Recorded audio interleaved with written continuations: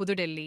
டெல்லியில் 2 மாத சோதனை முயற்சிக்குப் பிறகு பாரத் டாக்ஸி திட்டத்தை அமித் ஷா இன்று தொடங்கி வைக்கிறார். நாடு முழுவதும் கூட்டுறவு சங்கங்கள் மூலம் பாரத் டாக்ஸி திட்டம் கொண்டுவர ஒன்றிய கூட்டுறவுத்துறை நடவடிக்கை எடுத்தது. ஓட்டுநர்களுக்கு நேரடி லாப விநியோகத்துடன் 0 கமிஷன் மற்றும் சார்ஜ் இலவம் திட்டத்தில் இந்த ஆப் அறிமுகப்படுத்தப்பட்டது. இந்த தளம் கடந்த டிசம்பர் 2ஆம் தேதி டெல்லி NCR மற்றும் குஜராத்தில் அமல்படுத்தப்பட்டது. இந்த திட்டம் தனியார் டாக்ஸி நிறுவனங்களான ஓலா, உபர் மற்றும் ராபிடோ போன்ற நிறுவனங்களுக்கு சவால் விடுத்தது. இந்த தளம் தொடங்கப்பட்டதிலிருந்து 3 லட்சத்திற்கும் மேற்பட்ட ஓட்டுநர்கள் இந்த தளத்தில் இணைந்துள்ளனர். 1 லட்சத்திற்கும் மேற்பட்ட பயனர்கள் பதிவு செய்துள்ளனர். மேலும் டெல்லி NCR மற்றும் குஜராத்தில் தினமும் 10,000த்திற்கும் மேற்பட்ட சவாரிகள் முடிக்கப்பட்டுள்ளன.